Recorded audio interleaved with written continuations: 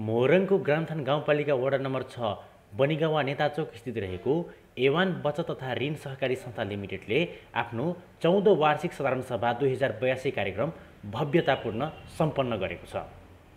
So कार्यक्रममा संस्थाका अध्यक्ष सञ्जय कुमार माझी, कार्यक्रमको प्रमुख अतिथि ग्रामथान सहकारी सञ्जालका अध्यक्ष विजय माझी, त्यसैगरी विशिष्ट अतिथि ग्रामथान गाउँपालिका वडा नम्बर 6 की कार्यवाह अध्यक्ष देवी कुमारी थारू, त्यसैगरी नारी कल्याण बहुउद्देश्य लेखापान सुखदेव चौधरी, खानेपानी अध्यक्ष नन्दु सरदार, त्यसैगरी अतिथिमा ग्रामथान गाउँपालिका वडा नम्बर 6 का वडा सदस्य अनिल कुमार खाँ थारू, त्यसैगरी पुष्प कुमार चौधरी, नीलम कुमारी सरदार लगायतका कार्यक्रममा उपस्थित रहेको थियो। 14 वार्षिक साधारण सभामा एवान बचत तथा ऋण सहकारी संस्थाका अध्यक्ष सञ्जय कुमार माझीले संस्थाको कार्ययोजना र उद्देश्यबारे स्पष्ट पारेका थिए। राजनीतिक सामाजिक कार्य समस्याका कारण आजसम्म आर्थिक मन्दीका बावजुद पनि यस संस्थाको सदस्यहरूको विकास भएका छौँ। पछि नेपाल सरकारको कृषि तथा सहकारी मन्त्रालय अन्तर्गत सहकारी विभाग डिभिजन सहकारी मोरङ विराटनगरमा 2047 साल चैत 16 गते विरुद्ध दर्ता भई 2068 साल वैशाख 1 गतेदेखि कार्यालय सञ्चालन भएको यस एवान बचत तथा ऋण सहकारी संस्था लिमिटेडको स्थापना भएको हो। यस संस्थाले बचत तथा ऋणलाई प्रभावकारी बनाउन बनिगामा, मोतीपुर, तेतरिया, डङ्गरा, हरैचा गरी 5 गाविसलाई कार्यक्षेत्रमा राखी सेवा पुर्याउँदै आएको छ।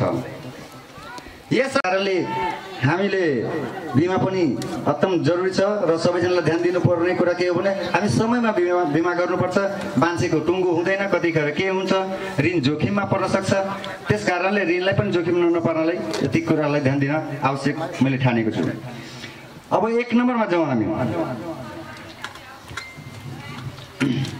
सदस्य संख्या वृद्धि गर्ने साथै शेयर रकम 1,35,05,00,000 सम्म वृद्धि गर्ने लक्ष्य राखेका छौँ। 2 नम्बरमा अन्य बैंक वित्तीय सङ्घ संस्थाको साथै नेपाल राष्ट्र बैंकको स्वरोजगार र स्वावलम्बन कोष विभागबाट ऋण लिई शेयर सदस्यलाई जग्गा धितो राखी कर्जा उपलब्ध गराउने लक्ष्य राखेका छौँ। 3 नम्बर संस्थागत विषय तालिम भ्रमण साथै पिकनिक कार्यक्रम समेत सञ्चालन गर्ने फेरि लक्ष्य राखेका छौँ। 4 नम्बर ऋण असुली र लगानी प्रक्रियाको ब्याज घटबढ गर्ने पनि लक्ष्य राखेका छौँ। 5 नम्बरमा आगामी सालमा पनि फेरि क्यालेन्डर छाप्ने लक्ष्य राखेका छौँ, किनभने हामी प्रत्येक साल क्यालेन्डर छापिरहेका छौँ। यसपालि पनि छाप्ने भने लक्ष्य राखेका छौँ।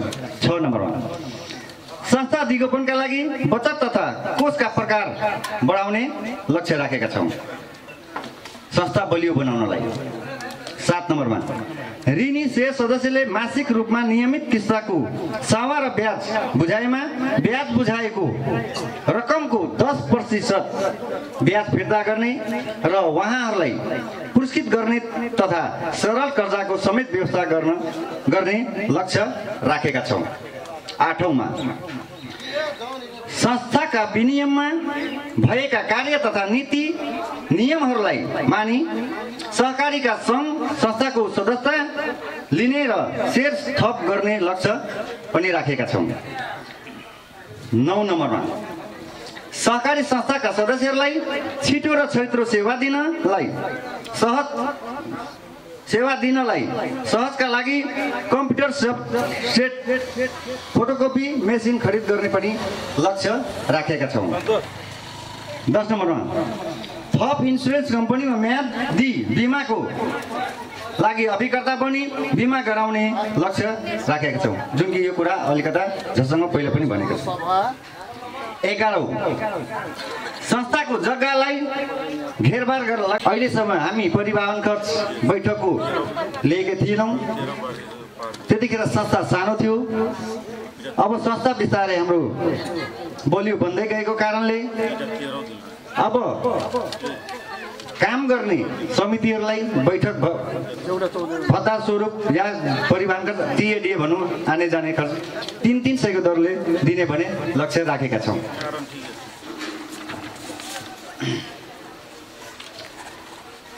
त्यति नै हो।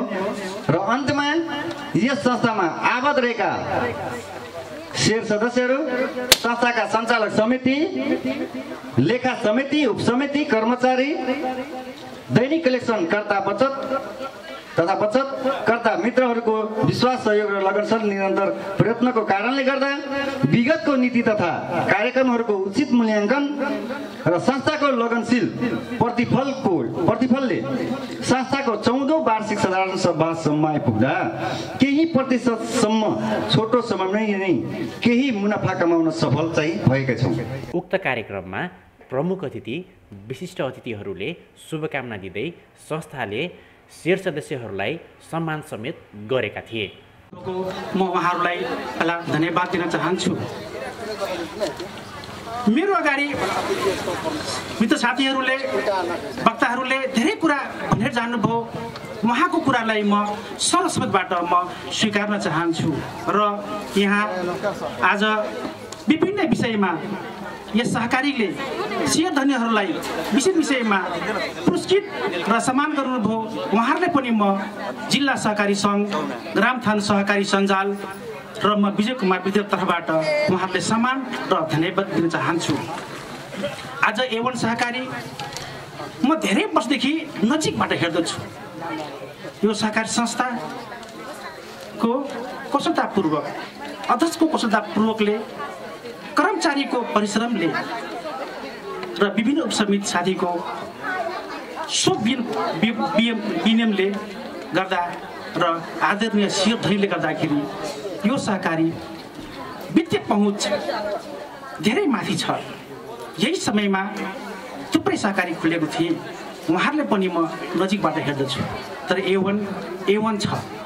A1 कोअपरेटिभ एउटा ठुलो कोअपरेटिभ, यो समाजमा एउटा ठुलो कोअपरेटिभमा A1 बचत तथा ऋण सहकारी में बहिन, दाई, काका, काकी, पिसु सौकाइली सबैको हमें स्वागत गरे ताक्छिन। नमस्कार। हमें तो कुन कहे ताक्छिन कि आज ने हमार सी महिला ना सदैव पहिना पाछू पढ़ेन, इनके कोई नहीं आवेगा। हमार सी जहिया से खटेन बाप इतना मुश्किल हावेगा जमा करे, लेकिन जे एकदम मुश्किल हावेगा। तर आओ सौना महिला बुझी हमार सी बचत करबी त कहीं के आपन कहीं के उ करे, लेकिन हमार सी करबी कहीं के कहछी।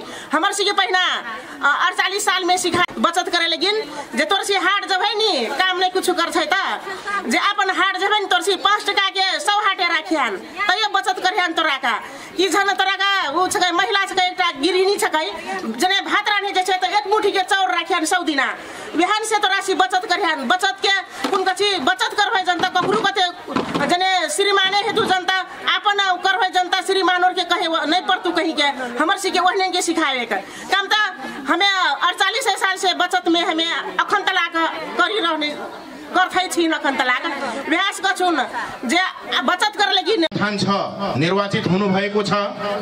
उपाध्यक्षमा सुभद्रा कुमारी माझी निर्वाचित हुनु भएको छ। सदस्यमा क्रमशः दिलीप कुमार चौधरी, सुरेन कुमार माझी, नहरलाल थारू, भूपेन्द्र कुमार माझी, सुशीला देवी भगत, रंजिता कुमारी चौधरी, राजेश कुमार चौधरी निर्वाचित हुनु भएको छ। यसैगरी लेखा समितिमा संयोजक पृथ्वीचंद माझी थारू, सदस्यहरू गोविन्द कुमार विश्वास र सुनिल कुमार चौधरी हुनुहुन्छ भने ऋण उपसमितिमा संयोजक विनोद कुमार माझीलाई फेरि पनि म कार्यकालको सफलताको शुभकामना दिँदै हार्दिक बधाई दिन चाहन्छु।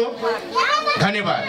82 मंसिर 6 गते 14औं वार्षिक साधारण सभा समक्ष यो प्रतिज्ञा गर्दछु, मेरो सामर्थ्यले भ्याएसम्म यस A1 बचत तथा ऋण सहकारी संस्था लिमिटेड बनिगामा नेताचोक मोरङको, अब यहाँ संचालक समिति हो भने संचालक समिति भन्नुस्, लेखा हो भने लेखा भन्नुस्, ऋण समिति हो भने ऋण समिति भन्नुस्।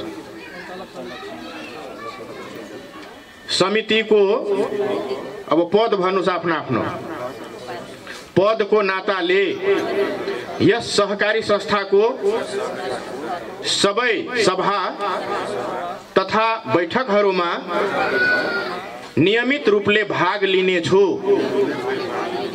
तथा संस्थाको विकास र सदस्यको हितका लागि इमानदारीपूर्वक तथा पवित्र हृदय मनले पक्षपात रहित तरिकाबाट निर्णय लिनेछु।